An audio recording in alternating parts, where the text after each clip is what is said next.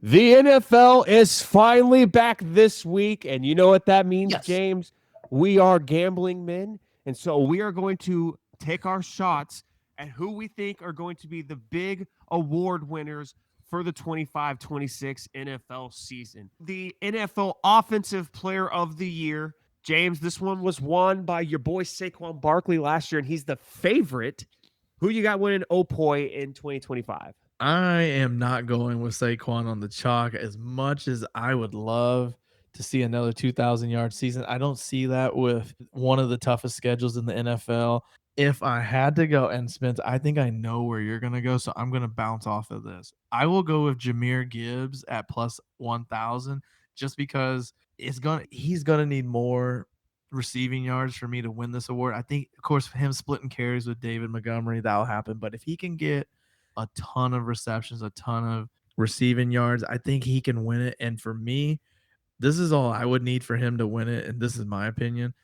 If he can get at least 800 rushing yards and if he can get at least 800 receiving yards, and that's a lot, if I feel like, in my opinion, and about 12 touchdowns, maybe 14 would do it. 14 touchdowns, 800 apiece to get him over 1,600 total yards. Because again, Saquon won it at over 2,000 yards. Imagine if you got 1,600 total. And most of these guys are not going to get 1,600 total yards. Might get it. Some might, if the Bengals are down 500 to nothing, the Jahmyr might get it. But give me Jahmyr Gibbs. Yeah, I loved what he did last year with the Lions, and I think he'll definitely get a lot of more touches in the receiving game. I think it's just going to be dependent on how much work Gibbs takes or loses to David Montgomery. There's rumblings that this could be the year we see more of a timeshare go towards Jahmyr Gibbs than David Montgomery. But I'll tell you this, dude, they love David Montgomery up in Detroit. And Yeah, Dan yeah. Campbell is way more concerned about putting a winning football team together than getting anyone their awards. So that one's a tough one for me to buy in on. I'm curious, though. I'll give you my pick. Who do you think I'm going with? Do you think you clocked me? Who do you think I'm going with? So there's two choices, but I think your number one choice is Jamar Chase. He should have, if it wasn't for Saquon, he should have won it last year. So I think he's your choice. If not, I know you know what, and I roasted you and Giselle about this. Give me Bijan Robinson. It's actually 0 for 2 there. I did think about Jamar Chase. I really did. Because you're right. I do think he had a strong case to win it last year. I was fine with Saquon winning it. 2,000 Yeah, yards with the season he had. It could have been more. I'm okay with that. But Jamar Chase was unreal last year. Triple Triple Crown winner. Crown. He was unbelievable. But I look at the landscape of some of these options here, and there's a name that really just sticks out to me like a sore thumb. And it's someone that the reason why he's high odds is only because of health.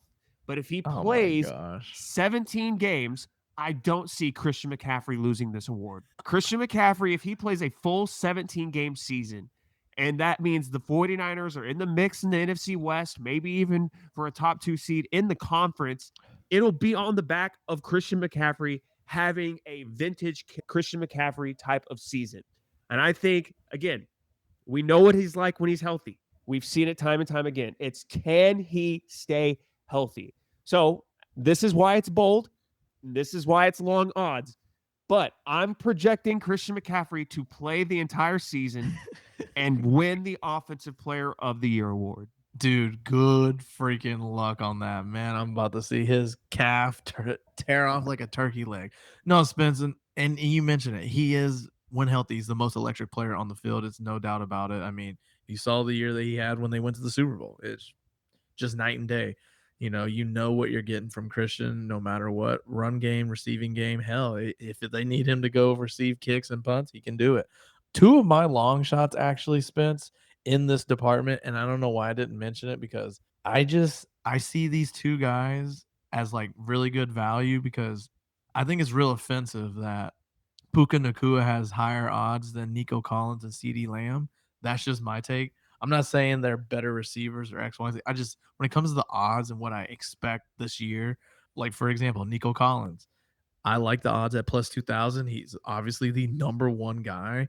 He had a phenomenal year, even though he didn't play the full season.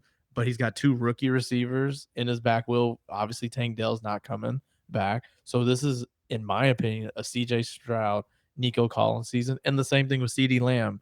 I know, yeah, there's George Pickens on the end, but the route running style that CeeDee has, and we joke about they're going to be great fantasy players because the Cowboys are going to be down 30-20 with 4 minutes to go, and CeeDee's going to catch a lot of balls. I like the guys from the state of Texas as my long shot, Nico Collins and CeeDee Lamb at plus 2,000.